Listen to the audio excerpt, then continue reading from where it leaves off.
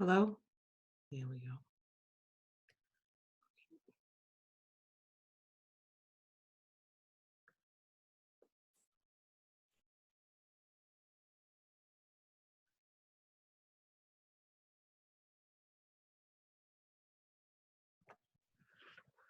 Hi, everyone. Dr. Victoria Scarbo here, speaking to you from the Seeds of Transformation Healing Center in Wareham, Massachusetts.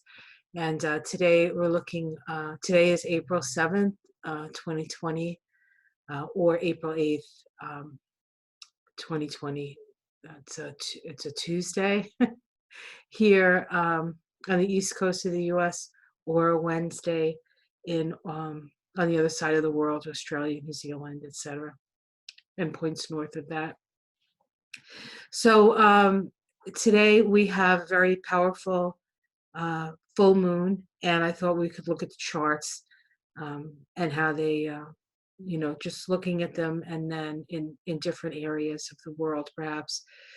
So we have a full moon. Here we have the sun in Aries and the moon in Libra, and you can see that the moon and the sun are at the same degree, just different signs. And of course, with full moons, the sun and the moon are always in opposite signs to one another.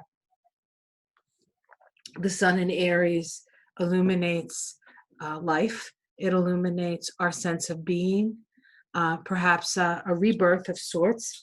Aries is the first sign of the zodiac, and so the energy with the sun in Aries is very new. The sun in Aries is very much an energy of experiencing life and what life sort of has to throw at you. And the moon on the other side of this is an energy of how we react and respond to that which is sort of thrown at us. And when the moon is full, the light of the sun is shining on the complete face of the moon. And so something that has been previously hidden, the moon comes to light with the full moon. But then really only half of it, because only one side of the moon has lit, the other side of the moon is dark, right? So even with this sort of realization point in a cycle, there's still always some mystery connected to the moon. So we have this full moon, and this chart is actually a chart for the United States. I have erected it for Washington, D.C., but I do want to show you something here. I erected it for Washington, D.C. Let's see what this is. No, okay. So I just want to show you something very interesting. This is the new moon chart, the full moon chart of today, 10:34:58 p.m. So it's occurring in the evening. It's going to be quite powerful if you can see it. Definitely get out there. Last night I was out there with my husband. He actually gave me a lovely massage that I so desperately needed. And after the massage, we sat out on the porch with the dog, and the moon was just so bright and so powerful, and the air was so clean. One of the things that's happening with everybody being inside and nobody, being able to go out and go to work, is that the air quality is just so much better. Things are so much clearer, and it is really amazing if you have the opportunity to go outside and experience nature. I know there are some places where they're telling you not to do that, and I guess we have to sort of respect that. But even if you sort of open a window and stick your head out and look at the moon, it is, or look at the sky, it is phenomenal. I can see clearly now, the smog is gone, right? That's like sort of going through my head. Okay, so let's get back to the astrology. But if we look at this moon, at this chart here, I want to click onto another chart, and this is actually the Pluto Jupiter conjunction that occurred on the 4th. So what, 3 days ago from today? And it almost looks like the exact same chart. Everything is almost in the exact same place except for the moon. And I'm gonna click on that again and you'll see. See, that's the full moon. And this is the chart of the Jupiter-Pluto conjunction. So it's actually occurring at a very similar time, which is interesting. It's almost as if the Pluto, the Pluto-Jupiter conjunction is like standing still, and then the moon like illuminates something. What's interesting about that is that the Pluto, and this is the full moon chart again, the Pluto Jupiter conjunction is actually square the axis of the full moon. The Aries sun is the I am, and the moon is the we are. Anytime we have full moons, there is an awareness of the other. It's the nature of the opposition between the sun and the moon. But when we're dealing with the signs of the I am in Aries and the other in Libra, it's even more so. So we are acutely aware of our relationships and how our relationships affect one another, right? Also, how with the Pluto and Jupiter square this, how those in power are affecting us, whether or not they are being successful in the way that they are governing, because we're dealing with Capricorn here, or not. So it's very interesting. Each country, each place has a different sort of, as having a little bit of a different experience than other countries. So this is the full moon chart for the US, and we have the sun in the 5th house and the moon in the 11th house. And the 5th and 11th house is the axis of love. And so this is personal love, Leo, the Leo house, and this is impersonal love, and the love we have for humanity in the 11th house. So that is being sort of highlighted, while Pluto and Jupiter in the 2nd house of resources is squaring that. And so we can also be seeing, in certain cases, the how different people are treated differently depending on their social status, and we see that we certainly see that in this country, in the United States. So I also want to look at, we're going to look at how this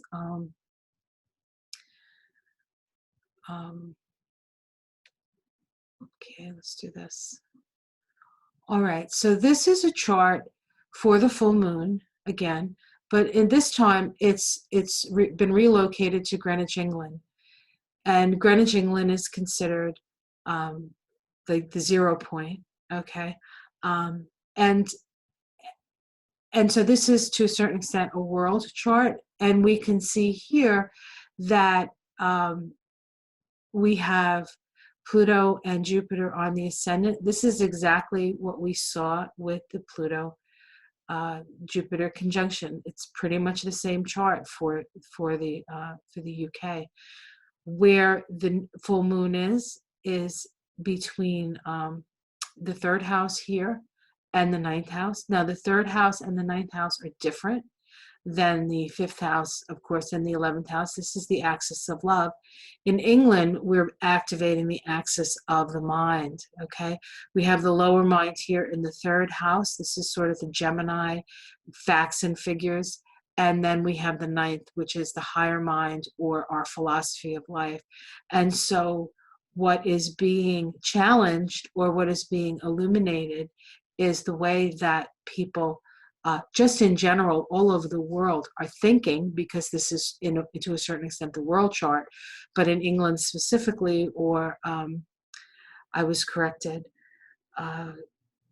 Great Britain, the United Kingdom, thank you, okay, I had to remember that. The United Kingdom, this is where the full moon is being activated.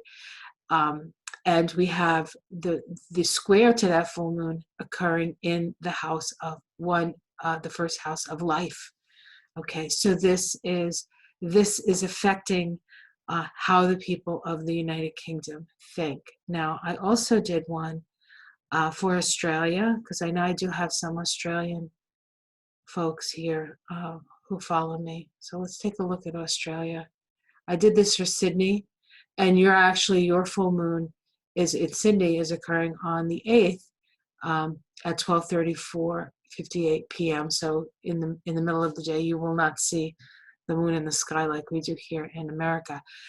And what we're seeing here is we're seeing a ninth house and a third house activation as well. And so it has to do with, um, it does have to do with how we think, but it's flipped as it compared to England, right? In England, we had the sun down here illuminating the lower mind. Here we have the sun in the ninth house illuminating the higher mind. This is the higher mind place. The moon is in the lower mind. So this is a little bit more high, in a way, high-minded on certain levels and parochial on other levels. And so the challenge for for Australia here is Pluto and Jupiter are in the house of relationships. So it's not about necessarily the way it was in England, where it was about the life, that first house. This is relationships, and this is challenging how people in Australia relate to one another, or how they see their relation to one another. But it's interesting that it's also in this ninth and third house, which has to do with facts and beliefs. And then the seventh house, how do we either strengthen or change the relationships that we have? So that's very interesting as well. So I thought that was sort of something worth looking at. All right, let me see. I think I did one other thing. So this is the full moon in a natural chart. And so this just gives the archetypical energies that we're dealing with. And perhaps I should have started with this, because this is like the basic energy. But we have the moon here in the seventh house. The seventh house is naturally ruled by Libra. We have the sun in the first house. The sun in Aries is actually exalted. So this is a very powerful position for the sun in Aries. And we have the awareness, the axis of awareness between self and other. And then what's squaring that is this group of planets in Capricorn. Jupiter, which is power, and Jupiter here, which is expansion, and Saturn and Pluto is power. This is an expansion of power here, and we can see that there are some places in the world where the government is, the more sort of right-wing governments are being, are coming down pretty hard on the people. And this will be, to a certain extent, a power grab. This will be a power grab, but we do still have this here, Mars and Saturn and Mars conjunction still in that 11th house in Aquarius. And we also have something I didn't point out that I need to point out, is while this could be a power grab, there's something else going on in the chart, and I will show it in all the charts, I think. And that on the same day, we have a square between Mars and Uranus. You see that? There's Uranus. The square between Mars and Uranus actually occurs before the full moon. This is a last quarter crisis in consciousness square. Any planet that has a synodic cycle with Mars, and the synodic cycle again is the time it takes for the two planets to go from conjunction to conjunction. And with Mars and any planet, it's a 2-year cycle. And so we are 3/4 of the way through this 2-year cycle. Okay, and this last quarter square brings us to a point where we are questioning authority. So even though there could be a power grab with authority, and that includes sort of like in the United States, where corporations are trying to get the lion's share of the money that's coming to help support people through this this downturn, this obvious downturn that's coming. We also have this Mars Uranus energy of revolution, and even though it's happening, people are not going to stand for it. So there's all kind of revolutionary action and fomentation at this time. And Mars in Aquarius is acting for the collective and acting for the common good. And Uranus in Taurus, of course, is our values, and it's also our money. And so we are going to see people insisting that it doesn't just go to the corporations. Okay, at least that's true in this country, in the United States. Now let's look. Let's look to see where that square is. In the United States chart, this is the chart for Washington, D.C., the full moon chart, we have Uranus in the 6th house of health, okay? And we have Mars in the 3rd house. The 3rd house is the Gemini house, and the 3rd house is the house of breathing, okay?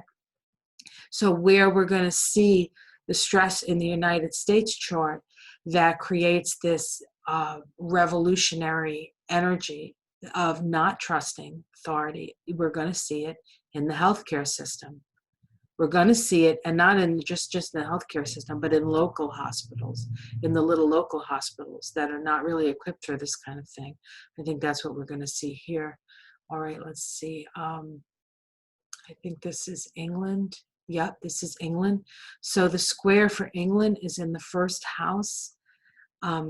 And where's the other part of this? Where's Uranus? And the 3rd house. Okay, so we have the 1st house and the 3rd house. Again, we have a 3rd house connection here.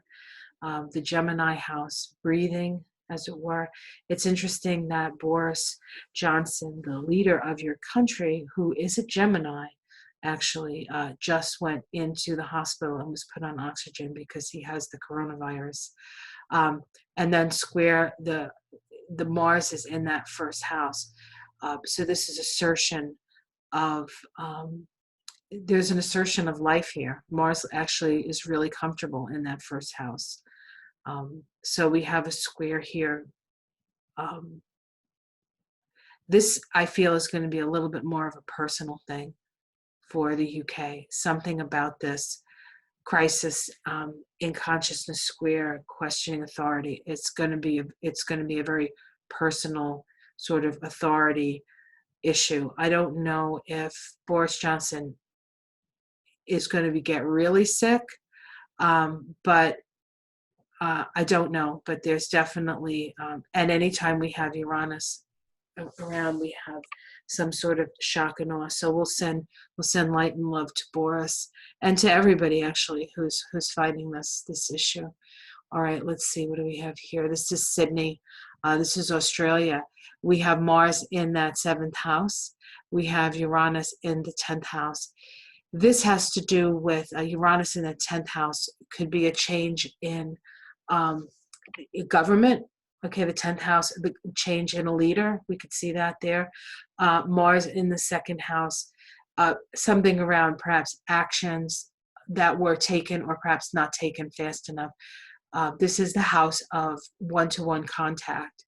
And I know that in Australia, they waited a long time to do the lockdown order. So that may be something that affects the government or somebody in the government, the leader. The 10th house in a mundane chart is often, or is the house of the president, or the leader of the country, the king, the president, the prime minister. That's all 10th house stuff. And the 7th house is partners and also open enemies. Okay, there could be something with the partner of the person in charge or somebody in high office. So I don't know really how that's going to manifest itself. But however it manifests itself, it's going to, it's bringing forth a revolutionary energy so that people can start to work together it's working toward the common good ultimately. But before you can do that, there's a certain amount of deposing the old ways, right? Deposing the old power structures. And we have to remember that we are in a time with Pluto-Saturn conjunction at the very beginning of this year, where we're having a change in the structure of power. It's just the nature of that conjunction. And it's especially prevalent because we're dealing with Capricorn. So this all sort of dovetails into what we're experiencing. So what we have with this full moon is a very sort of personal look at a very sort of larger picture, a picture of the transformation of power and an evolutionary crossroads. There's just so much going on at this time. And in a way, we're lucky to be able to do this in isolation, in a way, in that sense of being sort of isolated in your home or isolated with your family, because it can give us actually more perspective than we would naturally have if we were sort of running in the middle of it. It's I think a lot easier for us who are sitting at home and observing and trying to do our best and do our part. It's easier for us to observe the bigger picture as opposed to, say, the doctors and nurses and people, the people who work in the hospitals, who feed people and clean up after people, and and bring the dead to the morgue. I mean, all of these people. It's not just doctors and nurses that are in the weeds, as it is, as we say, as said in the restaurant business. They're not going to have perspective. They're just going to be going like balls to the wall, right? So for the rest of us, we get to step back and look and see and make better decisions as we move forward and be nicer to one another and realize that we're all human and it doesn't really matter our political stripe. We're still breathing the same air. We're still drinking the same water. And we have to be aware of that and have a better relationship with each other and with the planet we live in. And this is one of those ways. This is one of those times when we're going to get an eyeful of it. So, and of course, high energy always at the full moons. And then you add that Mars and Uranus square, and it's just beyond.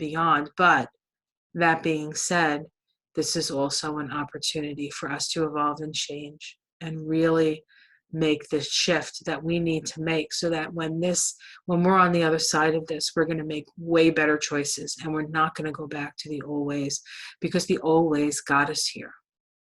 And we wouldn't want the people who do end up succumbing to this to have offered their lives in vain to a certain extent.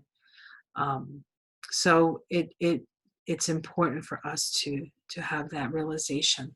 All right, guys, I know this was long and maybe a little bit scattered, but I think there was some good information in here. Ultimately, we're here to learn to love one another. And so if you didn't understand any of this, thing I want to tell you is to love one another. Love one another. And be kind to one another. Support each other where you can. We're all in this together, folks. This virus, when we look down, this pandemic, at some point, we'll really realize it was a blessing in disguise. It just doesn't feel that way right now. So stay safe, wash your hands, do all the things you need to do, social distance, trust your gut, and know that here at the Seeds that we're sending love and healing. My husband and I do a distance healing every day. We send it to the president, and we send it to the leaders, and we send it to the planet, and we send it to the animals, and we send it to everyone. In fact, I think that I'm going to have my husband come on one of these days with me. He does a healing. He does a healing modality that he was gifted onto him. So it's a big, long story. It's actually a great story. It's a terrible and a great story all at the same time. And I'm going to have him on, and we're going to talk about it so you guys can hear about it. But it's really about giving and receiving love, period. End of story, as love is the greatest healer. All right, guys. Love you guys. Take care of yourselves, and I'll see you again tomorrow.